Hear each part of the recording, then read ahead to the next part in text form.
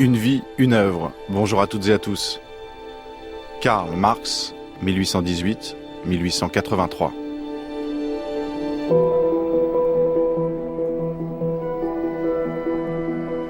Auditeurs de tous les pays, citoyens, candidats au bac, soldats ou capitaines d'industrie, ce documentaire est pour vous, ce portrait bruissant et éclairé de l'auteur du manifeste du Parti communiste et du Capital. L'histoire d'un fils de bourgeois allemand devenu théoricien et militant révolutionnaire, d'un robuste gaillard devenu un mythe et pour certains, un monstre. Plongé dans la lutte au corps à corps entre l'homme et la machine, des forêts du vieux continent aux filatures anglaises et aux barricades de la Commune, à la rencontre de Karl Marx, L'horizon du monde, un documentaire de Thibaut Henneton et Lionel Quentin.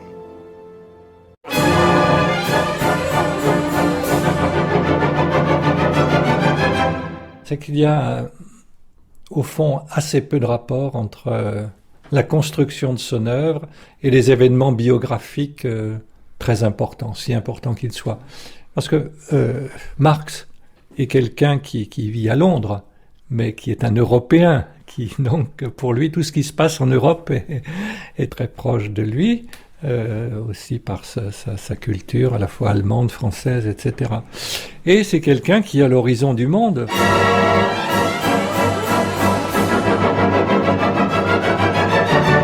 Rappelons quand même que Marx a vécu une vie en exil, c'est-à-dire que au fond il a assez peu vécu en Allemagne, qu'il est passé en France, en Belgique, il est revenu, il est parti en Angleterre. Et au fond l'essentiel de sa vie, de son œuvre, de son action s'est déroulé à Londres.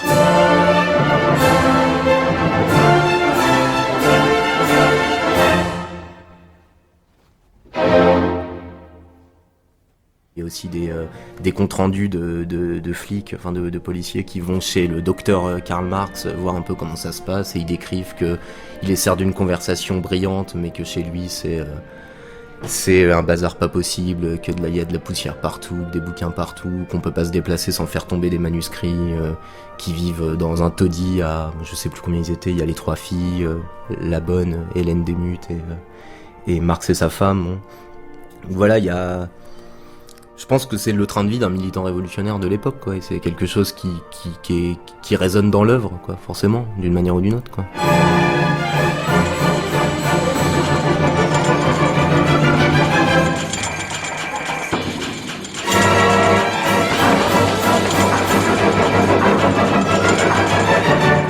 Karl Marx, L'horizon du monde.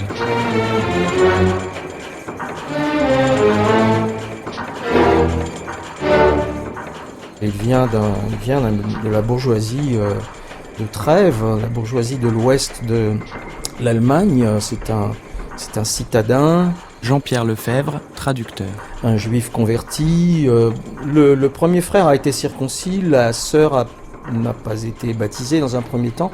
Il y a eu un baptême collectif de la famille quand Marx était un jeune enfant. Et cette conversion, évidemment, représentait...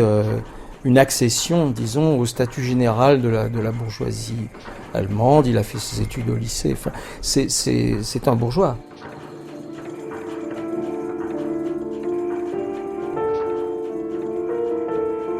À mon père, novembre 1837. Cher père, il y a des dates de la vie qui, comme les bornes d'un chemin, se profilent sur le passé et en même temps indiquent nettement une nouvelle orientation. Arrivé à Berlin, je devais étudier le droit, mais j'éprouvais avant tout le besoin impérieux de lutter avec la philosophie. Les nombreuses occupations qui m'avaient fait veiller pendant ce premier semestre durant bien des nuits, les luttes intérieures que j'avais à mener, les incitations multiples à des travaux dont je ne devais pas finalement retirer un grand enrichissement et qui me faisaient négliger la nature, l'art, le monde et éloigner mes amis, de tout cela mon corps ressentait les effets. Un médecin me conseilla la campagne, et pour la première fois je traversai la ville dans toute sa longueur pour aller dans la banlieue à Stralau. Je ne pensais pas que, jeune homme pâle et anémique, je m'y transformerais en peu de temps en un robuste gaillard.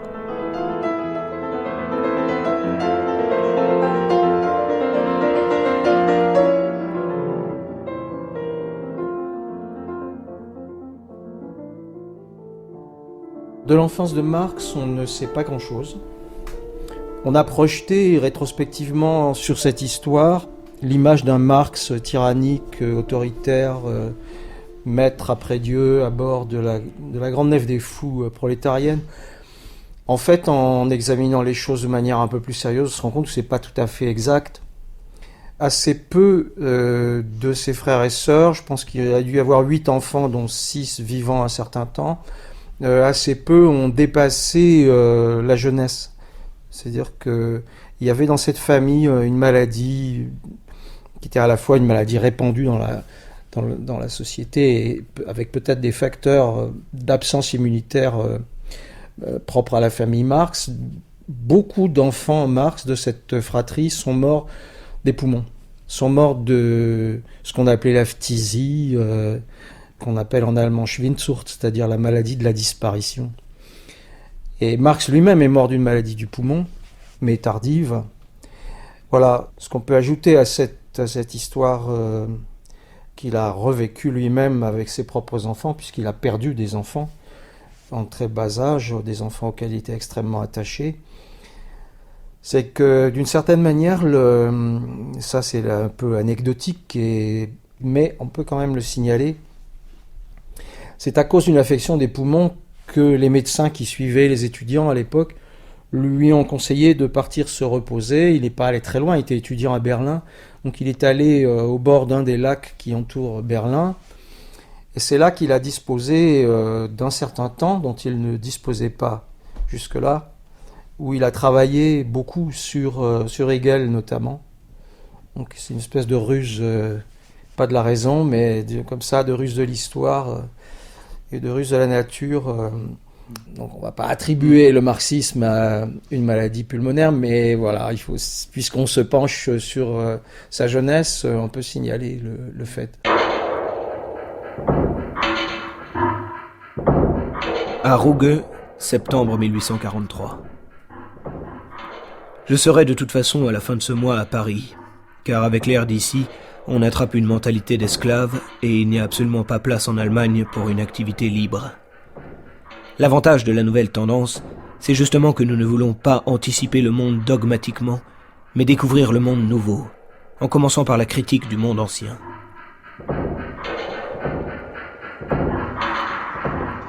Le jeune Marx, à Berlin, en fait, va faire partie de cette jeunesse révoltée. Isabelle Garot, philosophe. Et il va rencontrer très rapidement d'autres jeunes qui sont un peu plus âgés que lui, en l'occurrence, mais qui ont constitué un club, un groupe de jeunes hegéliens contestataires. Ils vont s'appeler eux-mêmes les Freien, les affranchis. Et dans ce groupe, Marx va commencer à faire des rencontres à la fois de jeunes philosophes, à réfléchir à la politique, à se politiser, à envisager de devenir journaliste, qui sera très vite le cas, puisque dès 1942, il devient rédacteur de la Rheinische Zeitung. Et donc il va s'impliquer à cette occasion-là en Allemagne, dans une mouvance qui est d'abord une mouvance philosophique, mais qui l'ouvre en fait aux questions politiques. Puis son travail de journaliste va l'ouvrir encore plus aux questions sociales et politiques, et c'est là qu'il va découvrir en fait la réalité de l'Europe de cette époque. Donc d'abord en Allemagne. Alors dans le contexte de cette Allemagne, de l'Allemagne de façon plus générale, qui est dans un système féodal, Marx va s'intéresser à un certain nombre de décisions qui sont prises et qui sont prises par la Diète rhénane. Donc par l'Assemblée rhénane, on a des forêts qui jusque-là permettaient à une paysannerie pauvre et qui est en voie de paupérisation d'ailleurs dans les années 1840, qui permettait à cette paysannerie de survivre entre autres en ramassant le bois mort. Donc des coutumes et des traditions ancestrales qui autorisaient ce ramassage du bois mort, et ces coutumes vont être remises en cause à partir du moment où on a l'installation d'un premier capitalisme, de premières relations marchandes qui amènent les propriétaires des forêts à interdire ce ramassage du bois, à le condamner. Donc c'est un peu un cas d'école qui va amener Marx à réfléchir à la question du droit, et réfléchir un peu à front renversé, si on veut, à la question d'une modernisation du droit qui par ailleurs peut se présenter aussi comme une régression. C'est-à-dire pour des populations pauvres, finalement le droit coutumier se présentait davantage comme une protection, d'où l'importance pour Marx de cette analyse-là, et d'où l'importance de ces nouveaux rapports sociaux qui sont en train de se mettre en place et dont il mesure à ce moment-là toute l'importance qu'ils vont prendre.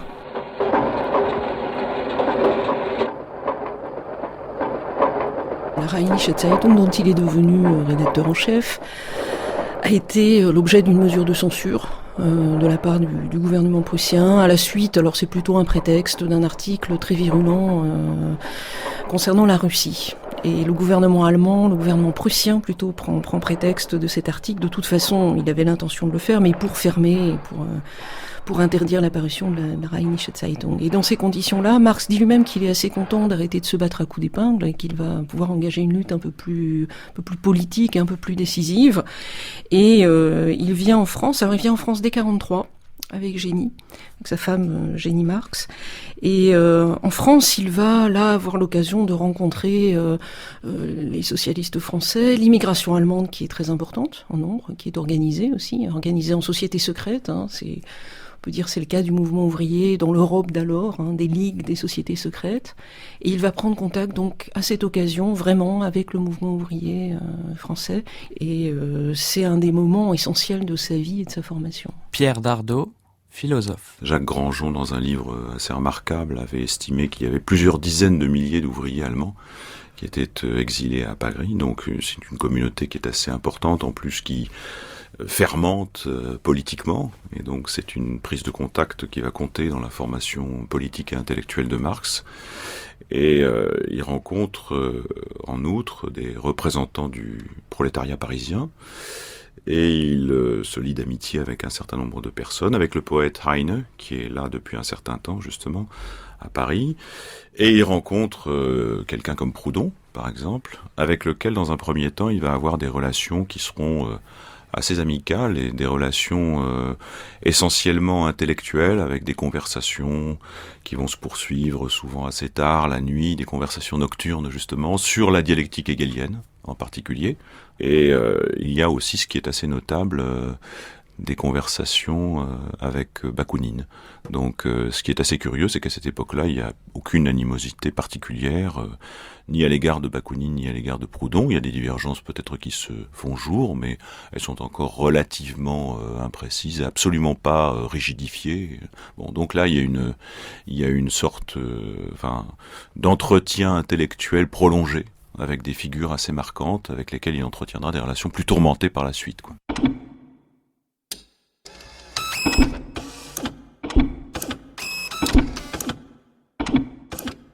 À Annenkopf, décembre 1846. Tout ce que M. Proudhon vous dit de la division du travail n'est qu'un résumé, et de plus un résumé très superficiel, très incomplet, de ce qu'avaient dit avant lui Adam Smith et 1000 autres. M. Proudhon est de la tête aux pieds philosophe, économiste de la petite bourgeoisie. Le petit bourgeois, dans une société avancée et par nécessité de son état, se fait d'une part socialiste, de l'autre part économiste.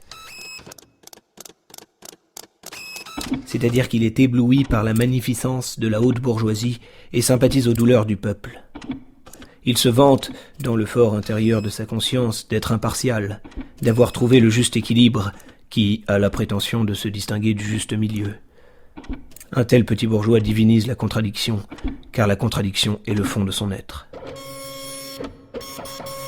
Il va y avoir, non pas tout de suite une rupture, mais au contraire une continuation, une sorte de prolongement de la collaboration. Et en 1845 et en 1846, Marx va proposer à Proudhon de collaborer justement à la mise en place d'un réseau de comités de correspondance communistes destiné à faire circuler un petit peu l'information entre les différents pays européens, l'Allemagne et la France principalement, mais aussi l'Angleterre, à faire connaître donc les publications des uns et des autres. Et dans le principe, d'ailleurs, Proudhon va accepter la proposition dans un premier temps, même s'il a tendance à considérer que Marx a une approche qui est un petit peu étroitement économiste des problèmes, mais il n'empêche qu'il n'y a pas du tout de rupture à ce moment-là. La véritable rupture va intervenir après.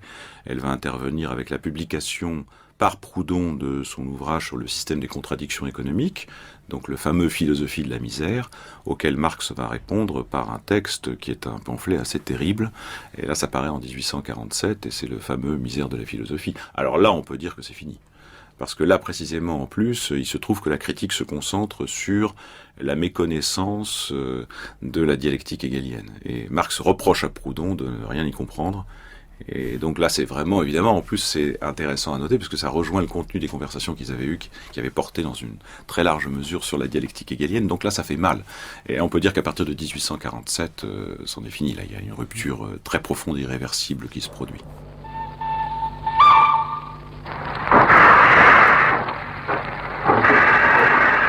Il collabore à un journal qui s'appelle le Vorwärts, En Avant. Et dans le Vorwärts, en 1944, on a la parution d'un article virulent contre l'empereur de Prusse, Frédéric Guillaume IV. Et le gouvernement prussien fait pression sur le gouvernement français pour obtenir l'expulsion de Marx. Et c'est Guizot qui va s'occuper de cette affaire. Donc Marx va être expulsé. En fait, il a le choix entre cesser toute activité politique et intellectuelle ou bien s'en aller. Il choisit de s'en aller et de partir à Bruxelles. Donc là, il part tout seul dans un premier temps. Il sera rejoint un petit peu plus tard par sa femme et par sa fille qui est née entre-temps en France.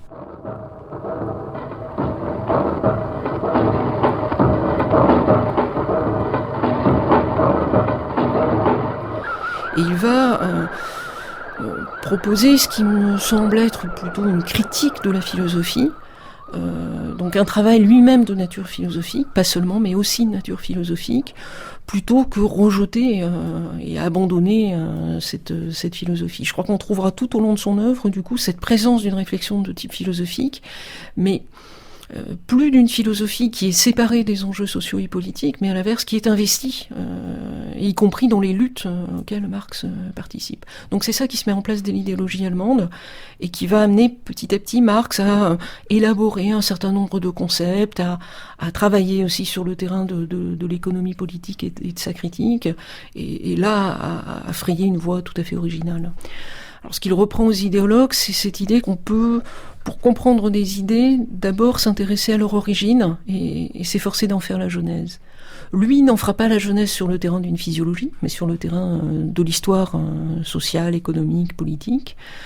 Et il va reprendre le terme justement pour désigner cet effort qu'on trouve dans l'idéologie allemande, mais qu'en un sens on trouvait déjà dans la Sainte Famille, et puis qu'on va trouver également par la suite, qui est de comprendre pourquoi, à un moment donné, des idées émergent et pourquoi des idées ont un écho et s'ancrent dans la réalité, et éventuellement jouent un rôle parfois transformateur, parfois conservateur dans cette réalité.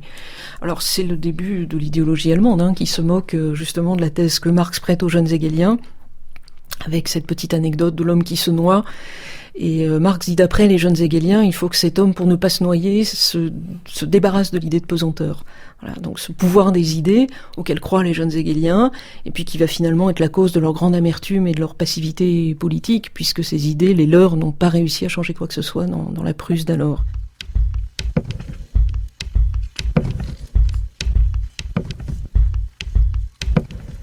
Est-il besoin d'une grande perspicacité pour comprendre que les idées, les conceptions et les notions des hommes, en un mot leur conscience, changent avec tout changement survenu dans leurs conditions de vie, leurs relations sociales, leur existence sociale? Que démontre l'histoire des idées, si ce n'est que la production intellectuelle se transforme avec la production matérielle? Les idées dominantes d'une époque n'ont jamais été que les idées de la classe dominante. Sans doute, dira-t-on, les idées religieuses, morales, philosophiques, politiques, juridiques, etc., se sont modifiées au cours du développement historique. Mais la religion, la morale, la philosophie, la politique, le droit se maintenaient toujours à travers ces transformations. Il y a de plus des vérités éternelles telles que la liberté, la justice, etc., qui sont communes à tous les régimes sociaux. Or, le communisme abolit les vérités éternelles, il abolit la religion et la morale au lieu d'en renouveler la forme, et cela contredit tout le développement historique antérieur. Manifeste du Parti communiste. Le manifeste est un des moments de transition, puisque Marx, en 1847, donc, a été mandaté par la Ligue des Justes, qui est devenue la Ligue des communistes, pour rédiger ce qui jusque-là, dans le cadre des organisations un peu secrètes, un peu clandestines, qui étaient les ligues, ce qu'on appelait des catéchismes. Et Marx, justement, en rédigeant avec Engels le manifeste du Parti communiste, va rompre avec cette tradition des sociétés secrètes et va considérer que seul un parti ouvertement organisé, avec des thèses qui sont des thèses théoriques solides, qui relèvent d'un véritable savoir, et pas des thèses ésotériques plus ou moins secrètes, peut être un acteur politique. Et pour lui, 48 sera vraiment la confirmation de ça. Premièrement, il existe une tradition culturelle d'origine religieuse, de défense de celui qui souffre, dans toutes les religions, et en particulier dans les religions monothéistes, réactivée, bien sûr, idéologiquement, si l'on peut dire, par Rousseau, et par toute une tradition, mais même par Voltaire. On défend celui qui souffre, on défend celui qui est opprimé, on défend la victime. Et tout en étant un critique de ça, de la religion. Oui, mais précisément, la critique qu'il fait de la religion consiste à exhiber les limites d'un discours qui n'est que de commisération ou d'aides qui ne sont qu'individuelles, qui n'ont pas pris un tour social, historique, politique.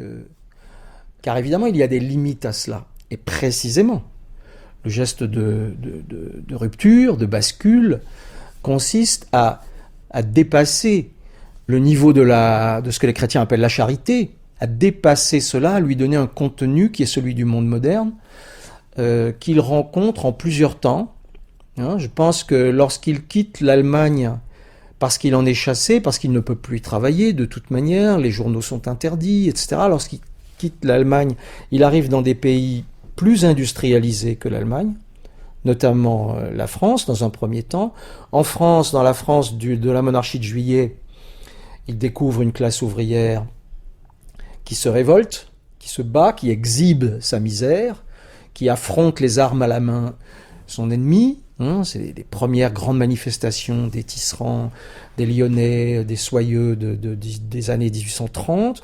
Puis il rencontre aussi des ouvriers qui pensent, des ouvriers qui ne se laissent pas faire, des ouvriers qui ont tissé des liens avec les penseurs, notamment les néo-babouvistes, les communistes, les premiers communistes des années 40, qui vont donner un contenu social très fort au mouvement politique de la monarchie de Juillet, qui aboutiront à la révolution de 48, dont la forme sociale, précisément, produira le retournement droitier et le raidissement terrible de la bourgeoisie qui a soutenu Napoléon le Petit.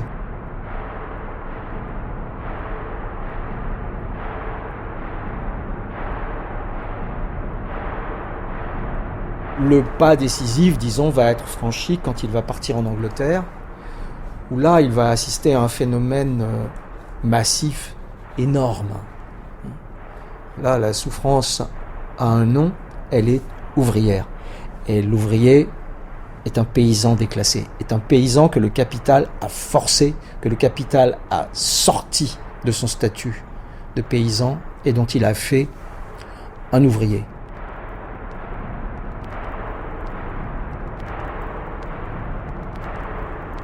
Marx, qui a failli d'ailleurs partir travailler au chemin de fer aux États-Unis, et qui n'a pas été pris parce que son écriture était illisible, ce qui est bien aussi l'indice du fait qu'il a failli être un travailleur immigré sans le sou.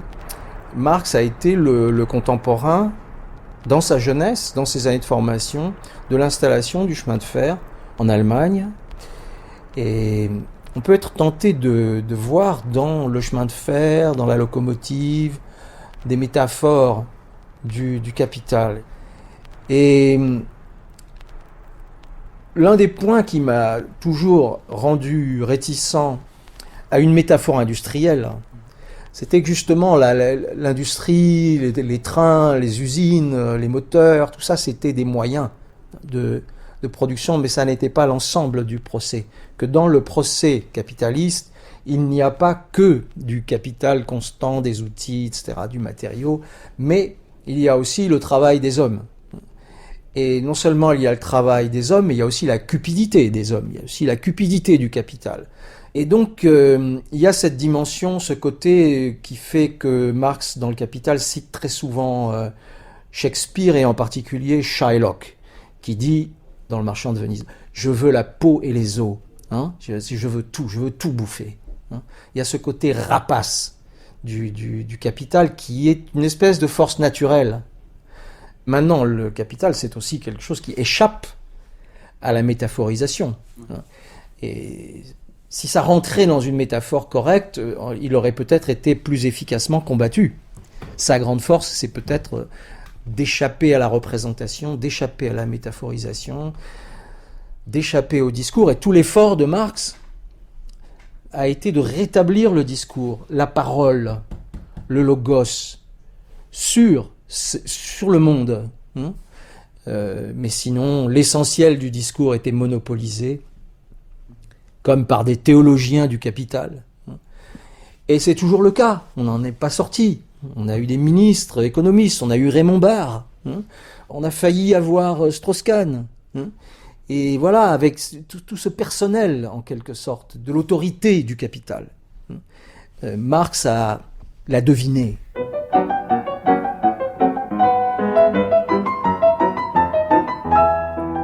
À Kugelmann, juin 1867. Pour la traversée de Hambourg à Londres, le temps a été en somme favorable, exception faite d'un premier jour assez rude. Quelques heures avant l'arrivée, une demoiselle allemande dont l'allure militaire m'avait déjà frappé me déclara qu'elle voulait partir de Londres pour Weston-sur-Mer le soir même, et qu'elle ne savait pas comment elle se tirerait d'affaire avec tous ses bagages. Nous arrivâmes à 2h de l'après-midi, je conduisis la Donna Errante à sa gare, où j'apprends que le train ne part qu'à 8h du soir. Du coup, I was in for it. J'étais pris. Il me restait 6 heures à tuer avec mademoiselle. Nous nous promenâmes dans Hyde Park, nous arrêtant dans des ice shops.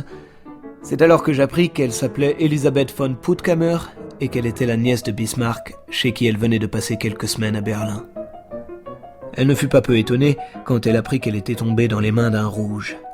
Je la consolai cependant et lui assurai que notre rendez-vous se terminerait sans effusion de sang. Et je la vis s'en aller saine et sauve vers son lieu de destination. Pensez donc quel pain béni ce serait pour les démocrates vulgaires que ma conspiracy with Bismarck. J'ai expédié aujourd'hui la 14e feuille d'épreuve du livre 1 du Capital. J'en ai reçu le plus grand nombre alors que je me trouvais chez Engels, qui s'est montré extraordinairement satisfait du bouquin et trouve qu'il est d'une écriture très facilement compréhensible, à l'exception des placards 2 et 3. Son jugement m'a tranquillisé, car mes travaux une fois imprimés me déplaisent toujours très fort, à première vue surtout. Entre Marx et Engels, la partie qui se joue est assez compliquée. C'est à la fois l'histoire d'une amitié, d'une fidélité incroyable, enfin rare dans l'histoire politique en tout cas, et intellectuelle. Christian Laval, sociologue. Et c'est en même temps une division du travail qui coûte à Engels, puisque pendant 20 ans, il va se consacrer donc à des activités commerciales et industriel, donc dans la firme familiale à Manchester, mais en même temps, il finance Marx et sa famille, et autant qu'il le peut, y compris en faisant de la cavalerie dans l'entreprise, en essayant le plus possible de déverser au fond dans la famille, de donner le plus possible d'argent pour sauver d'abord la famille de la plus grande misère noire au début des années 50, et puis ensuite pour assurer à la famille de Marx, justement, je dirais, un certain rang dans la société. Train de vie, quoi. Un certain train de vie, parce que n'oublions pas que on a souvent entretenu l'idée que Marx avait été toujours, toute sa vie, dans la plus grande misère. C'est beaucoup plus compliqué que ça. C'est vrai tout au début des années 50, et puis après la situation s'améliore très nettement grâce à Engels. Mais le problème, et Marx le reconnaît très souvent quand il se plaint régulièrement à Engels, il dépense trop. Il dépense trop, pourquoi ? Parce que finalement, il vit au-dessus de ses moyens, et c'est toujours le même, c'est toujours Engels qui vient aider les choses. N'oublions pas également que c'est Engels qui amène en 1845 Marx par la main, si je puis dire, en Angleterre, qui l'amène à découvrir à la librairie, à la bibliothèque de Manchester, un certain nombre d'ouvrages absolument fondamentaux des années 1820-1825, qui sont ceux des courants ricardiens de gauche, ouvrages dans lesquels Marx va découvrir là le secret de l'exploitation, en particulier la surplus value chez William Thomson. Donc c'est Engels finalement qui est à un certain moment le guide de Marx. D'où d'ailleurs l'étrangeté ensuite de cette division du travail où Engels va lui justement faire être dans le business et apporter l'argent à Marx qui se consacrera à l'œuvre économique.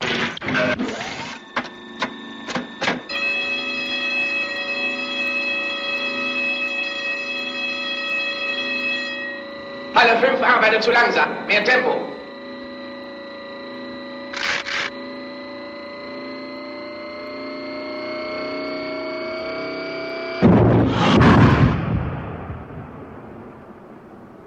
Je crois que surtout il y a un livre très important, enfin je pense que c'est la situation de la classe ouvrière qui est un livre magnifique. Il y a des passages particulièrement importants sur la concurrence. Je crois que c'est Engels qui voit le mieux comment la concurrence n'est pas seulement un fonctionnement économique, est aussi un moyen de gouvernement de la bourgeoisie. Comment la concurrence en particulier entre les ouvriers anglais et les ouvriers irlandais est un moyen, en divisant la classe ouvrière, de la dominer. Et je crois que Marx a été profondément sensible, en tout cas influencé par ce texte dont il fait mention très souvent, en particulier dans le Capital.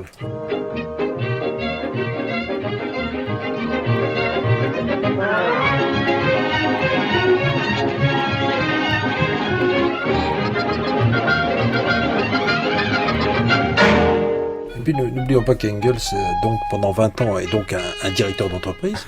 C'est un industriel capitaliste qui va être un des grands informateurs de Marx sur la vie économique, sur les cycles commerciaux, sur les mécanismes comptables, sur les techniques de gestion.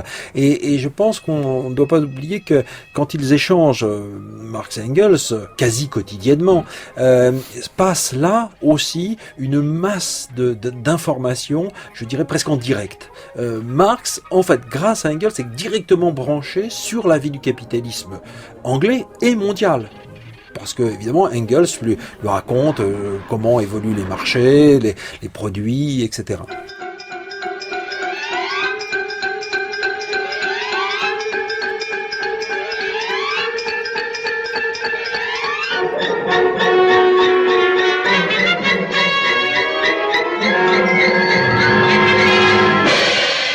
C'est ce qui est un peu difficile à comprendre, disons, là, quand on commence à lire le Capital, c'est que Marx développe une théorie qui va des conditions les plus générales, qui sont les conditions, à ses yeux, les conditions marchandes, à des conditions qui sont plus particulières. Jacques Bidet, philosophe. Le capitalisme, c'est bien une économie marchande, mais dans lesquelles tout est marchandise, tendanciellement, y compris la force de travail. Et lorsque dans la mesure où la force de travail est une marchandise, alors il se produit une complication dans le système. Et cette complication, c'est qu'on va acheter cette marchandise pour la faire travailler plus longtemps que le temps qui est compris dans les biens qu'il peut acheter avec son salaire. Et c'est strictement, rigoureusement, ce qu'on peut appeler l'exploitation. La bataille sur le marché, elle ne se fait pas pour la production de biens, de valeurs d'usage ou de services, elle se fait dans l'esprit de ceux qui sont les maîtres du marché, elle se fait pour obtenir du profit, de la plus-value, et plus de profit que le concurrent, parce que c'est à cette condition qu'on emporte sur lui que finalement on surnage, on peut dire. Voilà. Frédéric Montferrand, doctorant. Si on s'en tient à l'explication rigoureuse de ce qu'est l'exploitation que vient d'exposer Jacques Bidet, c'est bien sûr le noyau dur de la théorie, mais si on enlève toutes les pages, disons, ethnographiques, presque phénoménologiques, qui accompagnent la description des conditions de vie, des conditions de travail, bien sûr, mais des conditions de vie quotidiennes des travailleurs, il reste plus grand-chose dans le Capital. C'est comme une énorme partie du Capital qui est consacrée à ça. Et ça, je pense que on peut se demander pourquoi Marx a ressenti ce besoin d'exposer descriptivement ce que ça voulait dire d'être quotidiennement exploité, quoi. Ce que ça voulait dire de vivre dans des taudis, ce que ça voulait dire de pas pouvoir se nourrir décemment, de tomber malade. Bon, et ça, faire une théorie critique de la société, c'est aussi rendre visible ces aspects-là, quoi. Qu'on considère éventuellement comme non politique. Bon, les gens tombent malades, tant pis pour eux, mais rendre visible ce que ça veut dire quotidiennement pour des gens que de trop travailler, ça, je pense que c'est un moment important du Capital, et un moment qui intéresse authentiquement Marx depuis longtemps, quoi. Depuis les manuscrits de 44, en gros. Et ça, c'est très intéressant de voir aussi comment la liberté, égalité, rationalité que se reconnaissent les acteurs de l'échange marchand se retourne en une vie qui est pas digne d'être vécue, quoi, tout simplement. Oui, c'est très intéressant. Et en même temps, les deux sont très liés. Disons, l'exposé théorique abstrait et l'exposé, disons, sociologique sont absolument inséparables. C'est bien vrai que Marx a une expérience globale et en même temps, l'expérience de la classe ouvrière, mais en même temps, elle est médiatisée par la lecture des rapports des inspecteurs de fabrique, qui sont les journalistes, les sociologues, entre guillemets, dont Marx est absolument nourri. Mais alors, ces inspecteurs de fabrique ne sont pas marxistes, si je puis dire. C'est-à-dire que cette sociologie critique toute seule, elle ne fait pas non plus la théorie. Donc, ce qu'il faut chercher, c'est l'articulation entre les deux. Le Capital, livre 1, chapitre 23. La loi générale de l'accumulation capitaliste. Petit c, la population migrante. Nous nous tournons maintenant vers une couche de population dont l'origine est rurale, mais dont l'occupation essentielle est industrielle. Elle constitue l'infanterie légère du capital qui, selon ses besoins, la lance tantôt en tel endroit, tantôt en tel autre. Quand elle n'est pas en marche, elle campe.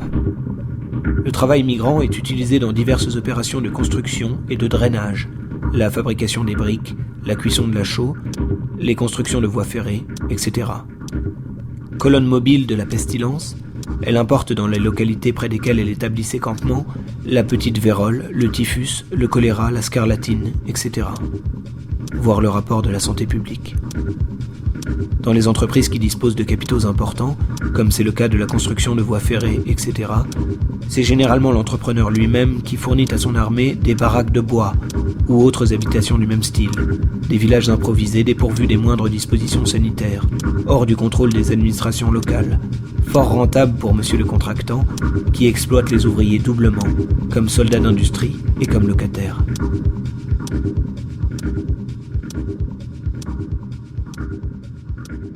Le Capital, qui est paru donc en 1867, a été édité un très petit nombre d'exemplaires et il a commencé à se vendre davantage après la mort de Marx. Donc, de fait, les droits d'auteur n'ont certainement pas été très, très élevés. Mais ce qui change, ce qui fait mûrir travailler, transformer sa théorie, c'est peut-être un jour, tout d'un coup, en se levant comme ça de sa sieste peut-être, il se remet à penser à Aristote et tout d'un coup, là, il est en pleine marchandise et il s'en va relire Aristote. Et voilà, chez Aristote, quelque chose manque à Aristote, qui est le fait qu'Aristote est dans un monde d'esclavage, où la catégorie de liberté est très étroitement encadrée, alors qu'avec la généralisation des rapports marchands en ce début du 19e siècle, fait que censément, tous nos rapports sont des rapports d'échange entre des hommes libres. Et là, en lisant Aristote, tout d'un coup, il a ou bien, je ne sais pas, entre les Grundrisse et le Capital, tout d'un coup, il se replonge dans Hegel, pour lesquels il n'y a pas de doute que le salarié est un homme libre, parce qu'il ne donne qu'une partie de son temps pour un temps déterminé. Bon, alors le commentateur standard dit il est libre, bien sûr, il est libre de faire ce qu'il veut de son salaire, et il est libre de changer de maître. Dans la mesure où il dispose de cette faculté de changer de maître, évidemment, le rapport au maître se trouve modifié. Il commence à avoir un peu de pouvoir sur l'action du maître. À Kugelmann, juillet 1871. Songe, mon cher, que si les journées avaient 48 heures, je n'aurais quand même pu, depuis des mois, venir à bout de mon travail quotidien. Le travail pour l'international est immense. De plus, Londres est pleine de refugees dont il faut nous occuper. Et puis d'autres personnes, des journalistes, des gens de toute espèce me harcèlent pour voir le monster de leurs propres yeux. La presse quotidienne et le télégraphe qui répand ses inventions en un clin d'œil dans tout le globe fabriquent plus de mythes en un jour qu'on ne pouvait en fabriquer autrefois en un siècle. Et ces veaux de bourgeois les gobent et les diffusent.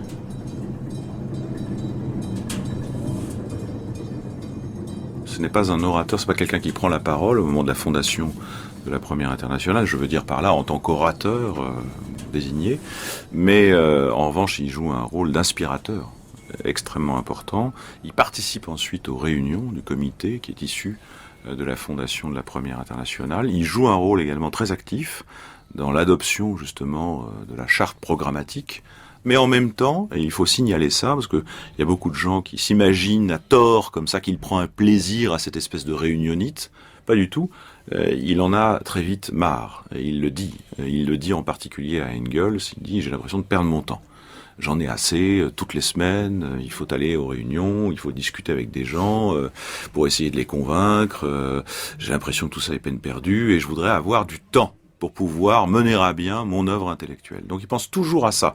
Il pense toujours, il se dit assez souvent, j'ai fait ce que j'ai pu, j'ai sacrifié une partie de mon temps, j'ai accepté de m'engager dans des réunions pour finalement aider ce mouvement à prendre corps dans des textes.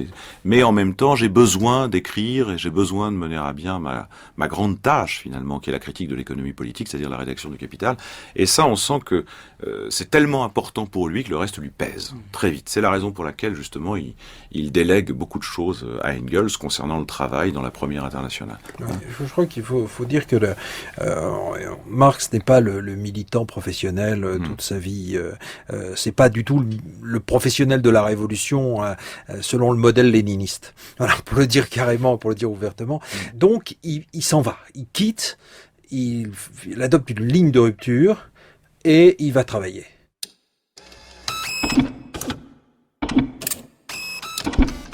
Engels, quand il a découvert la masse de manuscrits laissés en friche par Marx, était quasiment désespéré. Enfin, il a eu un coup de déprime terrible en se disant qu'est-ce qu'il a fait en consacrant autant d'années à la lecture d'ouvrages russes.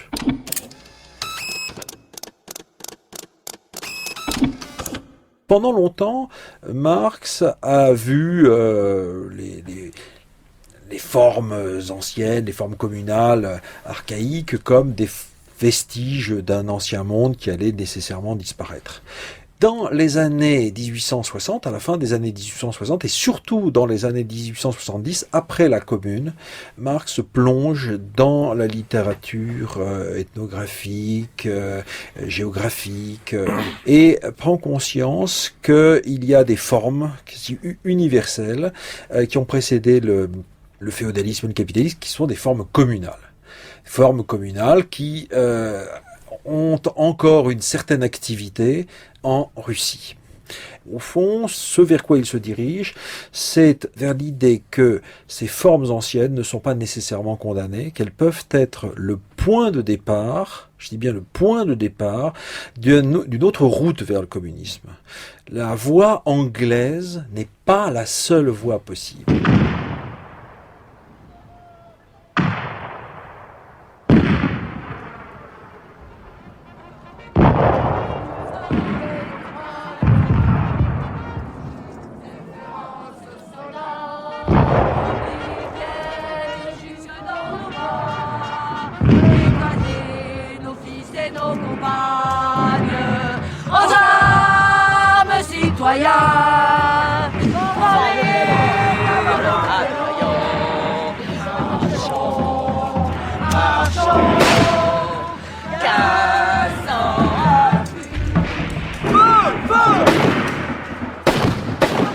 Quand se déclenche l'insurrection parisienne, il est très sceptique quant à ses chances de réussite, juste titre malheureusement, et il va néanmoins appuyer et être rapidement très admiratif des réalisations de la Commune, donc sur un laps de temps extrêmement court, très admiratif de la façon dont la Commune va être va produire une œuvre législative importante concernant le droit du travail, concernant le travail de nuit des femmes, par exemple, concernant l'éducation. Très critique en revanche sur la capacité des communards à se défendre et à se défendre face à l'assaut des Versaillais. Critique de façon féroce leur naïveté, leur impuissance militaire. Mais au total, c'est quand même une très grande admiration qui prévaut. Et le texte de Marx sur la Commune de Paris montre que Marx trouve là une sorte de vérification empirique d'un certain nombre de ses thèses, et en particulier de thèses de Marx qui sont assez peu connues, qui concernent la démocratisation. Ça, c'est évidemment le résultat de cette réflexion très ancienne sur la machine étatique, donc réflexion postérieure à 48, où Marx en vient à penser qu'on ne peut pas s'emparer de l'État, qu'un pouvoir ouvrier ne peut pas s'emparer de l'État tel qu'il est, sauf à être immédiatement piégé dans son fonctionnement, mais qu'il faut engager immédiatement le dépérissement, le bris des institutions étatiques. Et la Commune de Paris donne l'exemple de ça, effectivement. Phénomène qu'on pourrait qualifier d'autogestionnaire aujourd'hui, et qui en même temps met en place une direction politique, mais une direction politique qui n'est pas de type étatique. Donc une forme de désétatisation. Et là, on tombe sur un thème qui a été l'occasion de beaucoup de contresens et beaucoup de débats, qui est le thème de la dictature du prolétariat. Et Marx dira au moment de la Commune de Paris, la dictature du prolétariat, c'est la Commune de Paris. Autrement dit, c'est ce processus de désétatisation, de déconstruction et de transformation de ce qu'était l'État bourgeois et l'État capitaliste, qui pour lui correspond à ce qu'il appelle la dictature du prolétariat. Donc non pas une dictature sanglante avec un pouvoir qui serait un pouvoir dur et étatisé, mais l'inverse, justement. Quelle souplesse, quelle initiative historique, quelle capacité de sacrifice chez ces Parisiens. Après avoir été pendant 6 mois affamés et désorganisés par la trahison intérieure plus encore que par l'ennemi extérieur, voilà qu'ils se soulèvent, sous la menace des baïonnettes prussiennes, comme si l'ennemi n'était pas toujours aux portes de Paris, comme s'il n'y avait pas eu de guerre entre la France et l'Allemagne. L'histoire ne connaît pas d'autre exemple de pareille grandeur. S'ils succombent, ce sera uniquement pour avoir été trop gentils.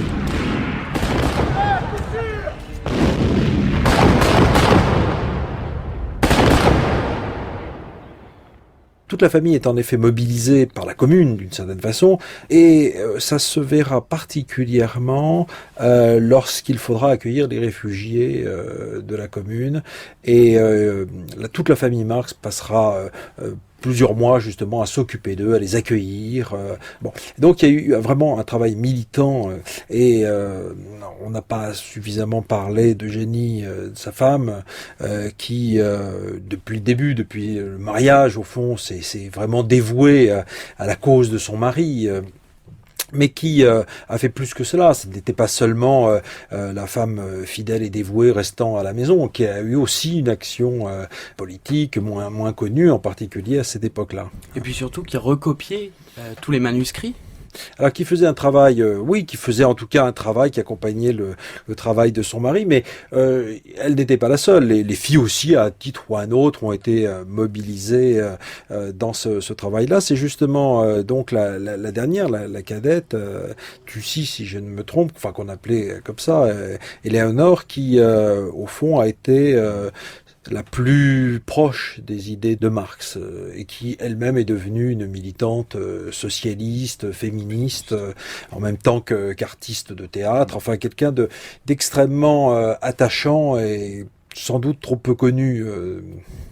Un détail quand même qui parle pour l'homme en tout cas, c'est que il avait conscience de ce qu'il avait imposé à sa femme et à ses filles, parce que il avait donc des filles à marier, et que au moins 2 d'entre elles ont épousé des révolutionnaires ou des socialistes français qui n'étaient pas exactement de la tendance de Marx, qui avait plutôt des tendances proudhonien pour l'autre, bakuniniste ou blanquiste pour l'autre, je ne sais plus très bien. Mais donc il se méfiait également de ces jeunes Français fringants qui faisaient la cour à ses filles. Il faut dire qu'il les protégeait aussi, et qu'il était un père de famille, disons, assez classiquement bourgeois.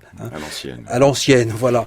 Ce qui donc l'amène à leur donner une éducation on leur paye des leçons de musique, de danse. Il organise chose absolument extraordinaire, une réception à l'époque où se crée la première internationale, c'est-à-dire en septembre 1864, il organise vraiment une réception pour ses filles, pour qu'elles rencontrent des jeunes gens. Et surtout, il voit bien combien elles peuvent souffrir du fait qu'ils sont plus mal logés que les autres, que les parents des amis de ses filles. À Danielson, décembre 1881. Mon cher ami, le 2e jour de ce mois, après une longue et douloureuse maladie, j'ai perdu ma femme. Je fus avec elle durant les mois d'automne, comme garde-malade, d'abord sur la côte anglaise, puis à Argenteuil, où nous pûmes profiter ensemble de la compagnie de notre fille aînée et de ses 4 petits garçons, tous bien trop attachés à leurs grands-parents. Malheureusement, ma propre santé ayant été plus ou moins précaire durant tout ce temps, à notre retour à Londres, je fus soudain pris d'une attaque des bronches compliquée d'une pleurésie, de sorte que, durant 3 des 6 dernières semaines de sa vie, je ne pus voir ma femme, alors que nous étions dans 2 chambres côte à côte. Jusqu'à maintenant, je n'étais pas capable de quitter ma maison. J'étais à 2 doigts de quitter ce méchant monde. Les médecins veulent m'envoyer au sud de la France, ou même en Algérie. Le dernier voyage, le grand voyage qu'il fait en Algérie, est motivé par la nécessité du repos avec cette complication pulmonaire dont il a fini par mourir. Mais entre-temps était intervenu précisément l'épuisement. C'est quelqu'un qui a énormément travaillé. Il fumait énormément des cigares. Et il buvait un peu de Porto de temps en temps, mais surtout il fumait. Évidemment, ça n'arrangeait pas sa maladie. J'ai toujours pensé qu'il se passait quelque chose autour du cigare. Et à partir du moment où Marx est quelqu'un qui a énormément réfléchi à cette question du temps de travail et du temps de pause, il est évident que le temps que met une cigarette à se consommer et se consumer interfère dans le calcul général du temps de travail dans la journée, puisque dans les négociations avec les employeurs, il y a toujours parfois la notion de pause cigarette. Voilà. Donc tous les objets qui l'environnaient étaient susceptibles d'entrer dans les catégories de son discours théorique, que ce soit son logement, sa salle de bain, enfin tout. Tous les gestes de la vie d'un individu rentrer dans le grand calcul du capital, le grand calcul du monstre.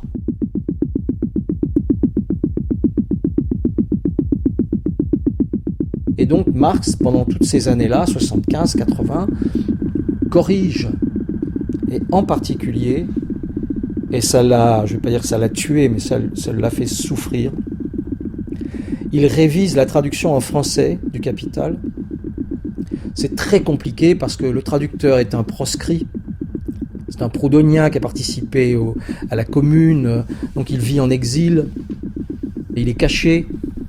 L'éditeur, lui, est proscrit et vit en Espagne. À l'époque, il n'y a pas les emails, il n'y a pas Internet. C'est long, tout est long. Donc on ne fait pas de photocopie, on recopie à la main pour être sûr de ne pas les perdre. Tout ça se passe dans un autre espace-temps que celui où nous fonctionnons aujourd'hui, et il ne cesse de travailler en fait. Mais évidemment, ça ne se voit pas au niveau éditorial, ça n'est pas exhibé.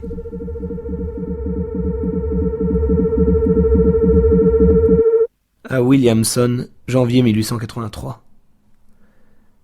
Cher docteur Williamson, la nouvelle fatale de la mort de ma fille aînée m'a forcé à regagner Londres.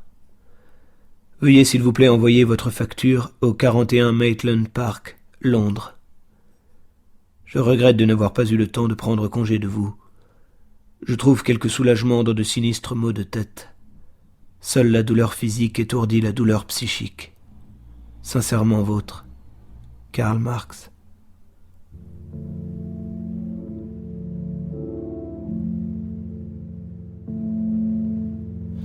Il meurt dans cette maison de Londres qui a disparu. Elle a été bombardée par les Allemands pendant la Deuxième Guerre mondiale. Donc la seule trace qui subsiste de son passage, c'est sa tombe au cimetière, dans le cimetière de Londres.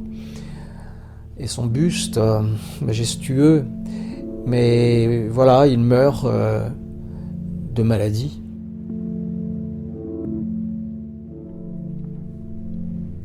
La qualité que tu apprécies le plus? La simplicité.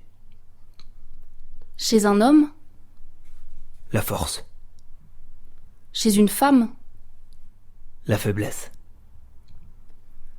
Ce qui te caractérise le mieux? La ténacité. Ton occupation favorite? Faire des œillades à ma cousine Netchen, dévorer des livres. Le vice que tu détestes au plus haut point? La servilité. Celui que tu pardonnes le mieux? La crédulité. Ton idée du bonheur? Combattre. Du malheur? Se soumettre. Ton poète favori? Dante, Eschyle, Shakespeare, Goethe. Ton prosateur favori? Diderot, Lessing, Hegel, Balzac. Ta maxime?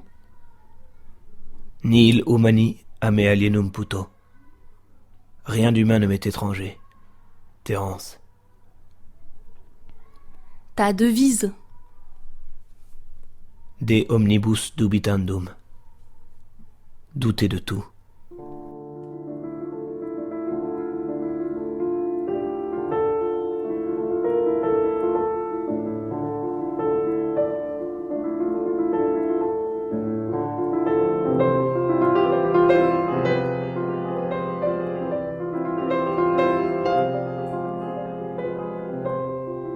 C'est quelqu'un qui se vit depuis le début comme un combattant, comme un lutteur. Jusqu'au bout, finalement, il maintiendra cette sorte d'éthique. Et on a repéré, on a relevé en tout cas un entretien, une interview qu'il avait donnée à un journaliste américain, donc tout à fait sur le tard, 2 ans avant sa mort. Donc il faut voir le décor, on est sur la plage de Ramsgate, donc on est en pleine vacances d'été, et ce journaliste américain donc soudain l'interroge et lui pose cette question, qu'est-ce qu'il y a, what is, donc question ontologique, et donc après un moment de profond silence et de recueillement, Marx ne trouve qu'à lui répondre struggle. Et je crois qu'il y a là un dernier mot de Marx. Le dernier mot de Marx qui, au fond, fait la boucle, résume, au fond, toute sa vie. Most of my Latino and black people who are struggling to get food, clothes, and shelter in the hood are so concerned with that philosophizing about freedom and socialist democracy is usually, unfortunately, beyond their rationale. They don't realize that America can't exist without separating them from their identity. Karl Marx, L'horizon du monde, par Thibaut Henneton, avec Jacques Bidet, Isabelle Garot, Christian Laval, Pierre Dardot, Jean-Pierre Lefebvre et Frédéric Montferrand. Voix Yvan Cory, Lucille Como.